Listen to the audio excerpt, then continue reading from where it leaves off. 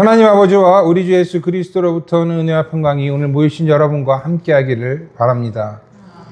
네, 어린이 설교 잘 들으셨죠? 잘 안 들으셨어요? 어린이 설교에서 말씀드린 것처럼 우리는요, 어렸을 적부터 경쟁하는 것을 배우며 자랍니다. 함께 발전하고 더불어 상생하는 것을 가르치지 않는 건 아니에요. 그러나 일상에서 우리가 몸으로 익히는 것은 경쟁이고 그 경쟁 가운데 좀 더 나은 자리를 확보하는 것입니다. 이러한 일은요, 우리나라에서만 일어나는 일은 아닙니다. 자본주의가 뿌리 깊게 내린 이 세상에서 일어나는 일이에요. 그래서 많은 사람들은 경쟁을 하면서 살고 그렇게 살지 않으려고 해도 그 경쟁에 내몰린 채 살아가게 됩니다. 이러한 과정들, 이러한 상황은요, 이 가는 과정보다 결과를 더 중요하게 여기게 합니다. 이익을 위해서라면 수단과 방법을 가리지 않게 합니다. 성공이 자신을 대변하게 하고 높은 자리가 자신의 정체성을 드러나게 합니다. 이는 사랑과 헌신, 희생과 봉사를 외치는 교회에서도 크게 다르지 않습니다.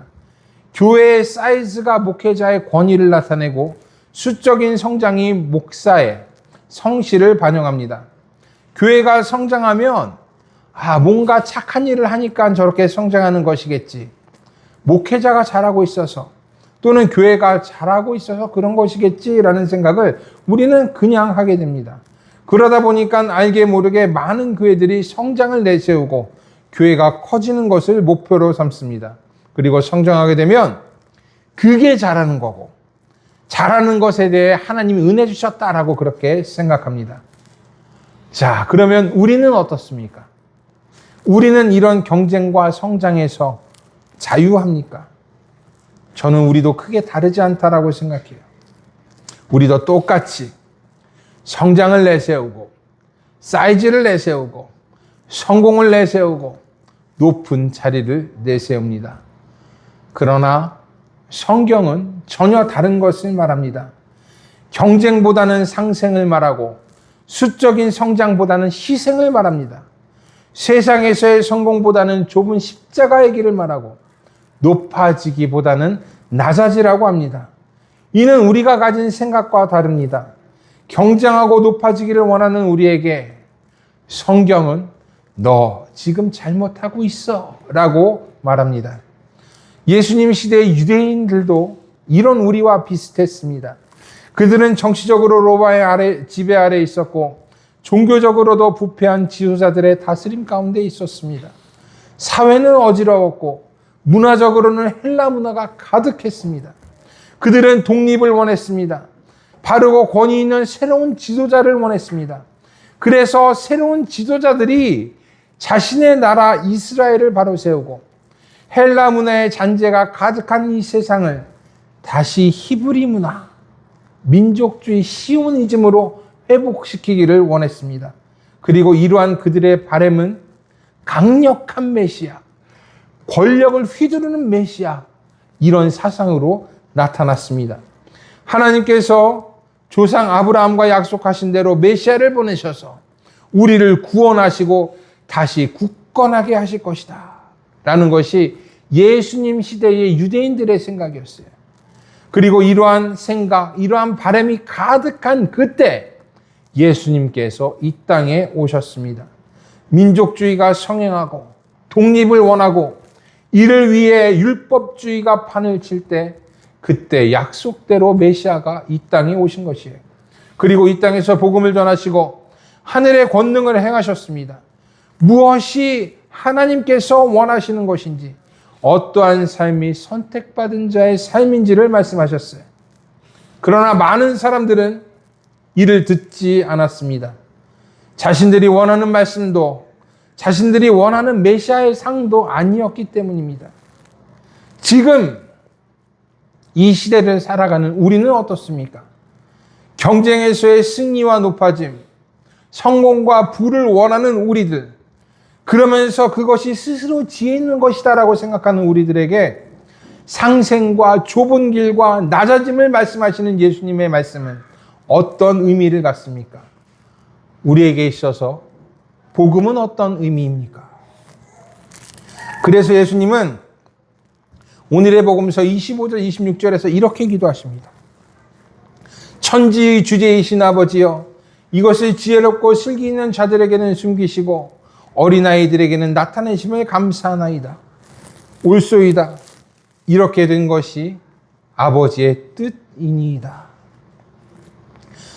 예수께서 말씀하신 지혜롭고 슬기 있는 자들에게는 숨기시고 어린아이들에게는 나타내신 것은 자신을 돌이키는 것, 회개를 말합니다. 이 땅에 오신 메시아가 전한 것은 하나님의 말씀이었습니다. 그러나 자신의 생각에 사로잡힌 사람들은 이를 받아들이지 않았어요.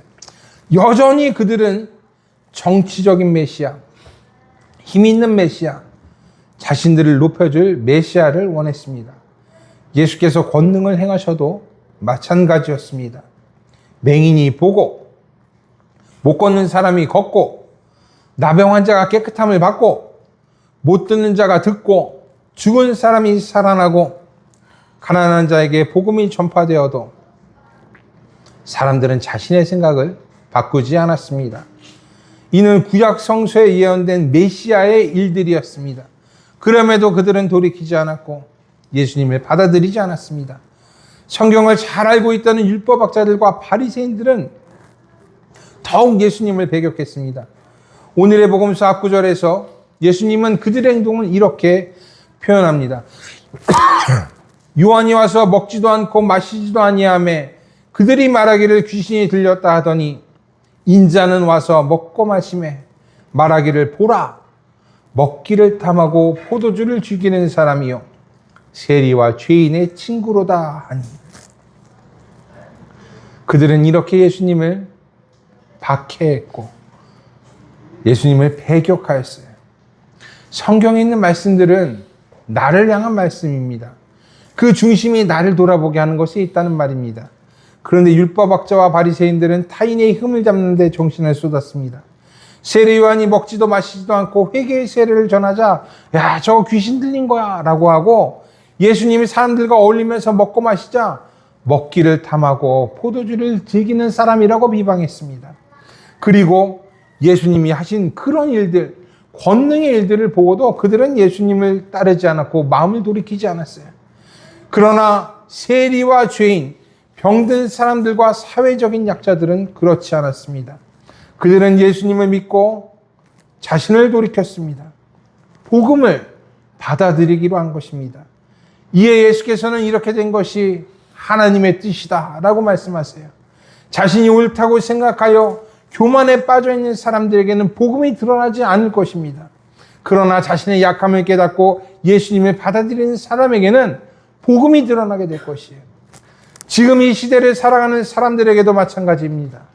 현대인들은 자신의 학력과 경험, 자신들이 이룬 성취와 능력을 의지하라는 경향이 있습니다. 그렇기 때문에 복음이 이렇게 들려지는데도 그들은 이것을 받아들이려고 하지 않습니다.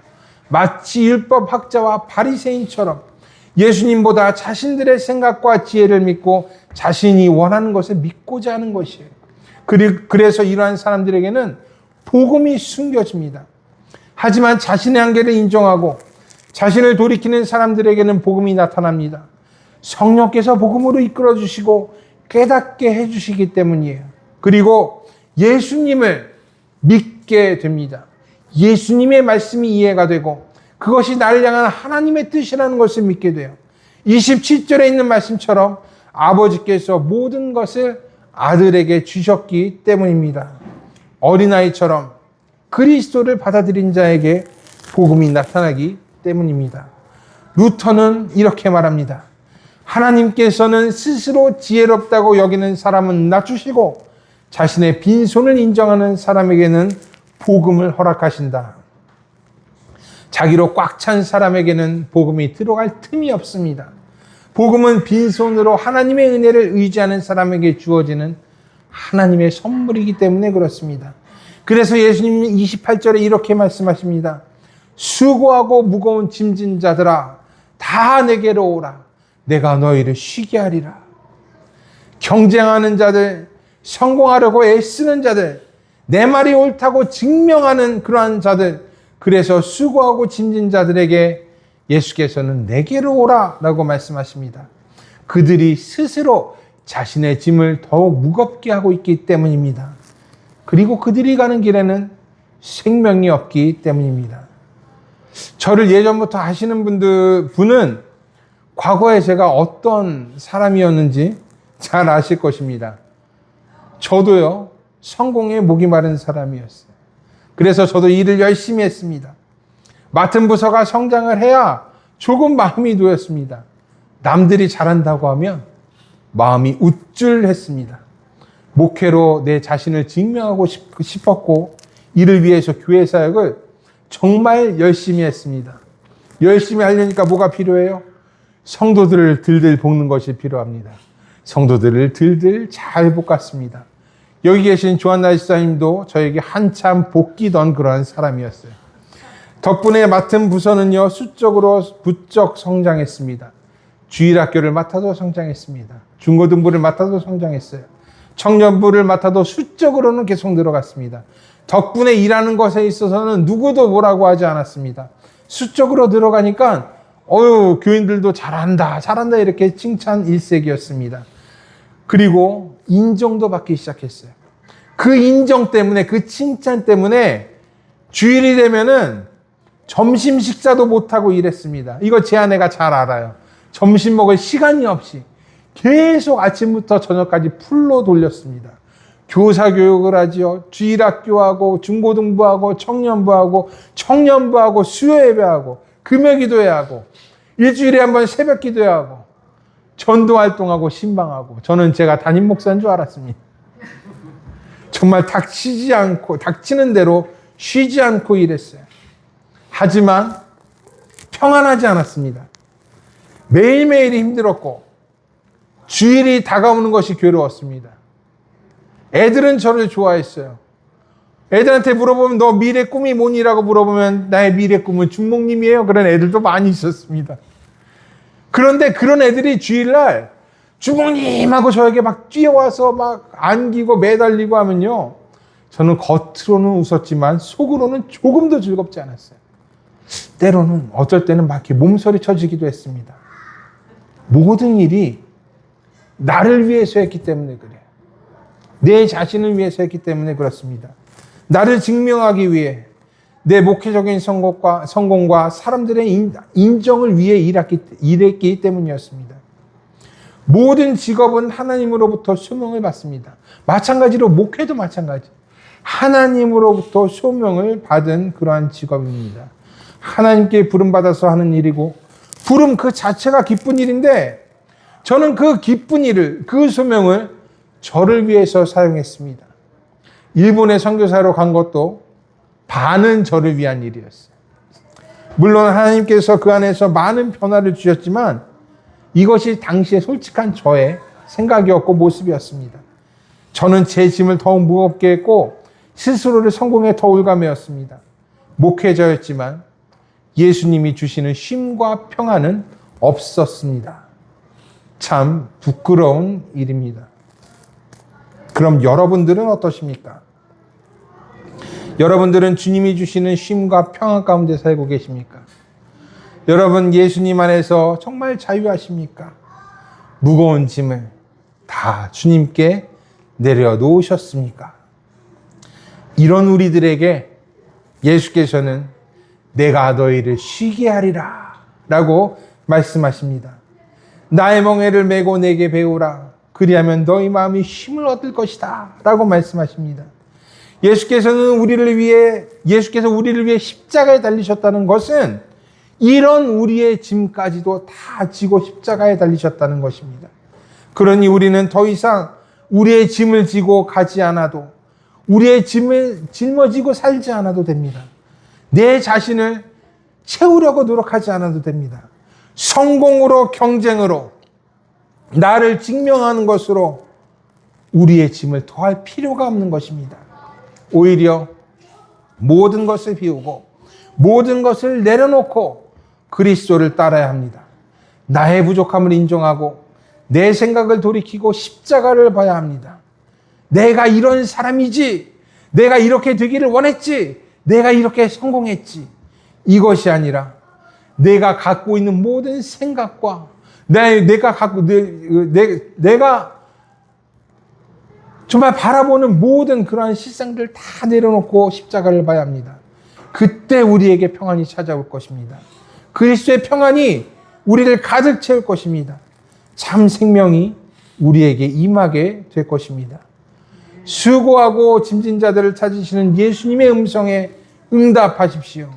쉼을 주시겠다는 말씀을 믿고 자신의 지혜와 생각을 주님 앞에 내려놓으십시오.